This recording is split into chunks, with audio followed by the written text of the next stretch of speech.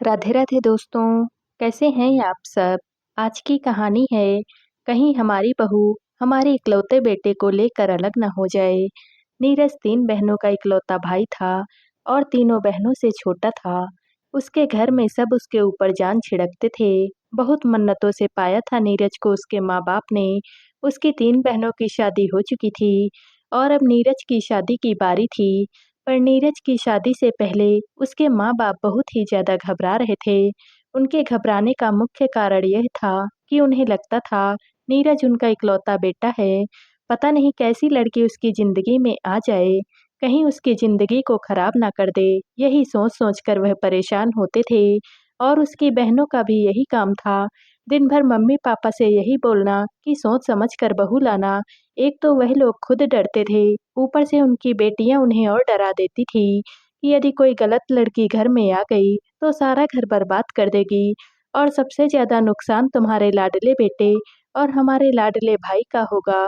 भले 2 साल देर हो जाए, लेकिन जल्दबाजी में कोई भी फैसला मत लेना। नीरज की शादी की उम्र हो चुकी थी, उसके सारे दोस्तों की शादी भी हो चुकी थी और उसके माँ-बाप के डर की वजह से उसकी शादी नहीं हो रही थी। जबकि वह घर का इकलौता वारिस था, अच्छा कमाता था, देखने में भी बहुत सुंदर था और रिश्तों की कोई कमी भी नहीं थी। फिर भी माँ-बाप का डर इसका मुख्य कारण था। एक दिन नीरज की बुआ घर आई हुई थी। उसने अपनी भाभी को समझाया, देखो भाभी, तुम्हारा डर तो मैं समझ रही हूँ, लेकिन क्या इस डर के कारण तुम अपने बेटे की शादी नहीं करोगी? तुम्हारे बेटे के सारे दोस्तों की शादी हो चुकी है, क्या उसका मन नहीं करता होगा कि उसकी भी शादी हो जाए? लेकिन तुम अपने डर के कारण कितना ज़्यादा सोच रही हो। नीरज की माँ ने कहा, हाँ आप बोल तो सही रही हैं और अब नीरज की शादी हो जानी चाहिए। पता नहीं क्यों मन में एक अनजाना सा डर है कि कहीं हमारे बेटे के साथ में कुछ अनहोनी न हो जाए। तो नीरज की बुआ ने बोला, क्या तुमने अपनी बेटियों की शादी नहीं की थी भाभी? उन्हें भी तो अनजाने लड़कों के साथ में विदा किया था। भाभी आज आपकी सारी बेटियां अपने अपने घरों में खुश हैं ना? किसी के साथ तो कोई अनहोनी नहीं हुई है। यह सब नसीबों की बात होती है। यदि नसीब खराब होगा तो आप लाख सोच लो, रोक नहीं पाओगे और यदि नसीब अच्छा है तो कुछ भी बुरा नहीं होगा। तो इतना सोचो मत, एक अच्छी सी लड़की देखकर नीरज की शादी करो। उसकी भी उम्र निकली जा रही है। नीरज की बुआ ने बोला, आप बोलो तो एक लड़की मेरी नज़र में है, बहुत ही मासूम प्यारी सी लड़की है, आपको एक नज़र में भा जाएगी। वैसी लड़की आज के ज़माने में मिलनी मुश्किल है, मेरे ससुराल के रिश्ते की है, बोलो तो मैं बात चलाऊं। नीरज की माँ ने बोला, अच्छा ठीक है, आप बात आगे बढ़ाएं। और बुआ ने लड़की वालों से बात चला दी। धीरे धीरे बात आगे बढ़ी। एक एक करके नीरज के माता पिता और सारी बहनों ने लड़की को देखा। सच में लड़की बहुत ही प्यारी सी मासूम और खूबसूरत थी और अच्छी खासी पढ़ी लिखी भी थी, हर तरह से योग्य थी। सबको लड़की बहुत पसंद आई और नीरज की माँ को लगा बस यही लड़की हमारे घर की बहू बननी चाहिए और शादी तय हो गई। लड़का लड़की की सगाई करके 3 महीने बाद शादी की तारीख पड़ी। अब नीरज की सगाई हो चुकी थी और उसके माँ बाप का डर और ज्यादा उनके ऊपर हावी हो चुका था कि अब तो नीरज की शादी हो जाएगी। पता नहीं अब हमारा बेटा हमारा रहेगा भी या नहीं। पता नहीं बहू उसे हमारे करीब रहने देगी या कहीं उसे लेकर अलग हो जाए और ना जाने क्या-क्या। ऊपर से नीरज की तीनों बड़ी बहनें समय-समय पर फ़ोन करके माता-पिता को और भी ज़्यादा डराती रहती हैं, जो कि आग में घी डालने का काम कर रहा था।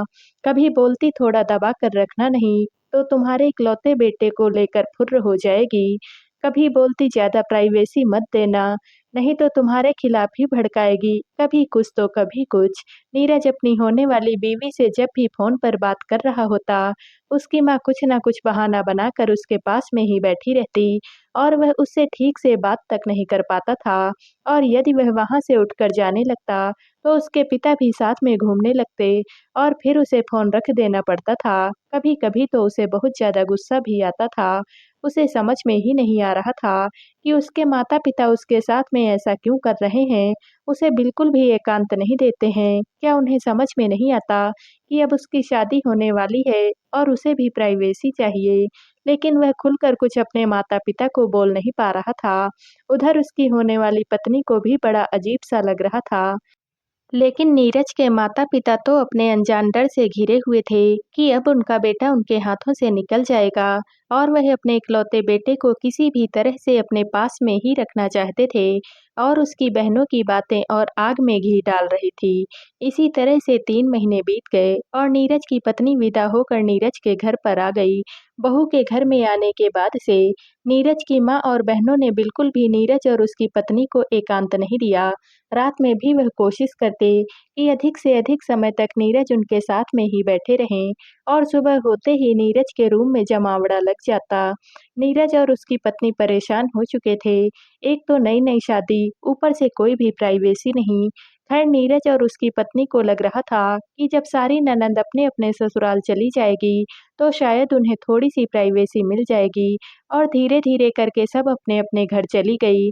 लेकिन जाने से पहले माँ को बहुत अच्छे से समझा कर गई कि बहू और बेटे को ज़्यादा अकेला मत छोड़ना, ना ही कहीं अकेले आने-जाने देना, नहीं तो तुम्हारा बेटा तुम्हारे हाथ से गया।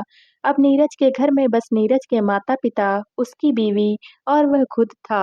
काम तो ज़्यादा था नहीं। नीरज शाम में 6 बजे तक अपने ऑफिस से भी आ जाता था।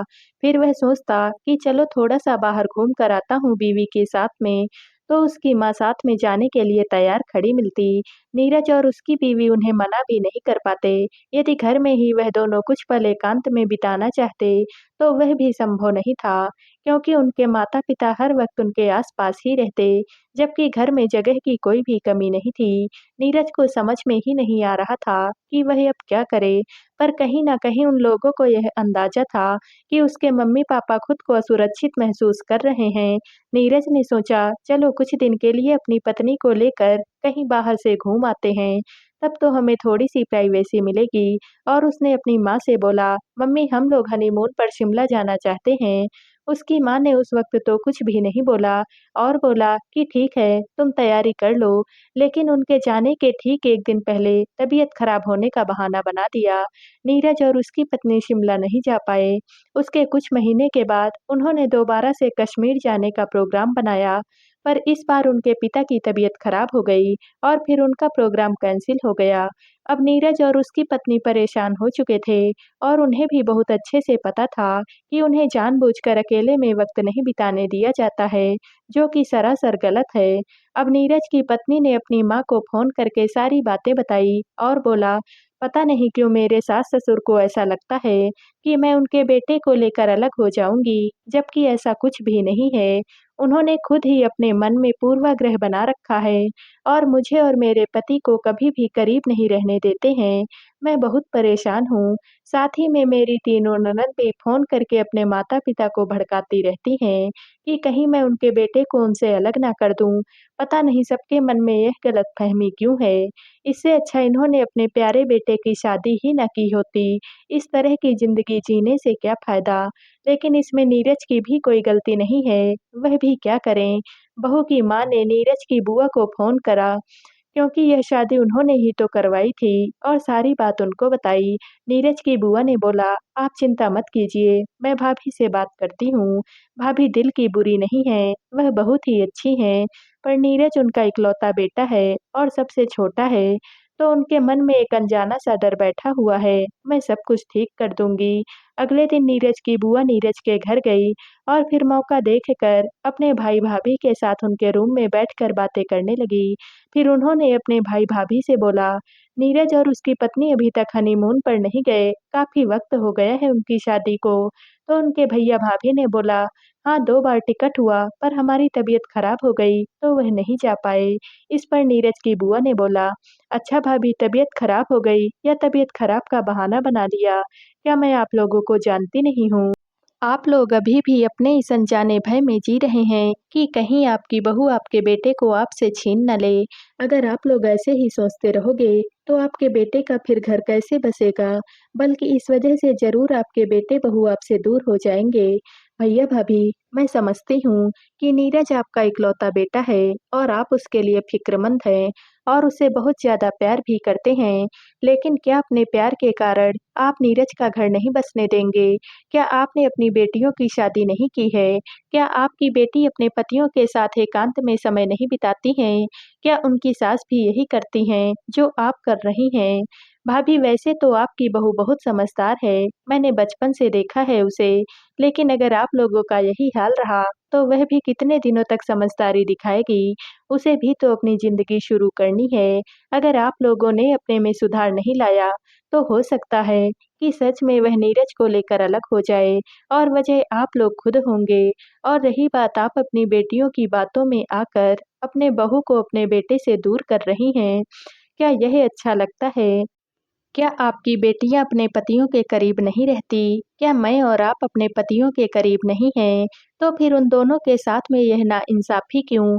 क्या उनकी कोई इच्छा और भावनाएँ नहीं हैं? ज़रा सोच कर देखिए, मैं मानती हूँ कि बहनों को भाई से बहुत प्यार है और वह चाहती हैं कि उनका भाई हमेशा उनके लिए उनके साथ में खड़ा रहे। लेकिन क्या इसके लिए वह अपने भाई का घर नहीं बसने देंगी? क्या उन्होंने किसी के भाई से शादी नहीं की है? मानती हूँ, आप दोनों को अपने बेटे से बहुत प्यार है, तो क्या आप नहीं चाहते कल को आपके बेटे का परिवार भी आगे बढ़े? आपकी छोटी बेटी भी तो अपने सास-ससुर की इकलौती बहू है और उसकी भी तो 2-2 ननंद हैं। तो क्या वह अपने पति के करीब नहीं रहती है? क्या उसकी सास और ननंद उसके साथ में यही करती हैं, जो आप कर रही हैं? क्या वह अपने सास-ससुर को छोड़कर अपने पति को लेकर अलग हो गई हैं? नहीं ना, यह सिर्फ़ आपका पूर्वाग्रह है और कुछ भी नहीं। और भैया, आप भी औरतों का तो समझ में आता है, आप भी अपनी पत्नी और बच्चियों के कहने पर इस तरह की हरकतें करने लगे। आपको तो उन्हें ही समझाना चाहिए। कैसे भूल गए आप कि आप भी अपने माता-पिता के इकलौते बेटे हैं? क्या आपने अपने माता-पिता को छोड़ दिया था अपनी पत्नी के लिए? नहीं ना, तो आपका बेटा ऐसा कैसे करेगा? नीरज के माता-पिता के पास इन सारी बातों का कोई भी जवाब नहीं था। उसके बाद नीरज की बुआ ने अपनी तीनों भतीजियों को फ़ोन करके अच्छी खासी झाड़ लगाई और बोला, "अरे कैसी बहनें हो तुम लोग, जो अपने ही भाई का घर नहीं बसने दे रही हो? क्या तुम्हारे माँ-बाप ज़िंदगी भर बैठे रहेंगे? कल को मायके भाई-भाभी के पास ही तो आओगी, तो क्यों उनसे दूरियाँ बना रही हो तुम सब लोग?" फिर बुआ ने अपनी भाभी से बोला, "भाभी आप बहुत भाग्यशाली हैं कि आपको ऐसी बहू मिली है। अगर इसकी जगह और कोई लड़की होती, तो अब तक काफ़ी हंगामा कर दिया होता। लेकिन उसने समझदारी से काम लिया और इतने दिनों के बाद अपनी माँ को यह सारी बातें बताई और उसकी माँ ने मुझे, 'सुधर जाओ भाभी, तुम्हारा ही भला होगा।' इसके बाद नीरज की बुआ थोड़ी देर के लिए नीरज और उसकी पत्नी से मिली, उसके बाद में अपने घर चली गई। नीरज के माता-पिता और बहनों को अपनी-अपनी गलती का एहसास हो चुका था और वह अपनी गलती के लिए बहुत ज़्यादा शर्मिंदा भी थे। साथ ही साथ उन्हें इस बात की खुशी हुई थी, उनकी बहू इतनी समझदार है कि अभी तक उसने कोई बात बिगड़ने नहीं दी और आगे अब वो लोग कोई बात बिगड़ने भी नहीं देंगे। अगले दिन जब नीरज और उसकी पत्नी सुबह उठे, तो उन्होंने देखा कि उनके माता-पिता अपना बैग पैक करके कहीं जा रहे हैं। नीरज ने पूछा, "मम्मी-पापा, आप लोग कहाँ जा रहे हैं?" तो उन्होंने जवाब दिया, "बेटा बहुत दिन हो गए, गाँव के घर को नहीं देखा ना, वहाँ पर साफ-सफाई की सोची है। कुछ दिन वहाँ पर रह कर आएँगे और वहाँ की साफ-सफाई भी हो जाएगी। इस तरह से घर को खाली छोड़ना भी तो सही बात नहीं है, इसलिए 2-3 महीने हम लोग वहीं रहेंगे। और हाँ, जब हम वहाँ से वापस आएँ, तब तुम लोग भी अपना घूमने का प्रोग्राम बना लेना। तब तक तुम दोनों को यह घर अकेले ही सँभालना पड़ेगा। हमारी बीमारी की वजह से तुम लोगों का जाने का प्रोग्राम कैंसल हो गया था, लेकिन अब हम लोग बिल्कुल ठीक हैं। हम 2-3 महीने के बाद में वापस आएँगे, उसके बाद में तुम लोग घूमने जा सकते हो।" इतना कहकर नीरज और उसके माता-पिता गाँव के लिए निकल गए। तो दोस्तों, आप सबको यह कहानी कैसी लगी? कमेंट करके ज़रूर बताइएगा और वीडियो को लाइक व शेयर कीजिएगा।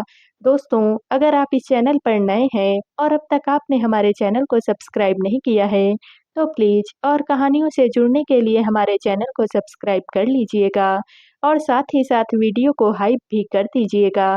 कल मिलते हैं एक और नई कहानी के साथ। आप सभी का बहुत-बहुत धन्यवाद।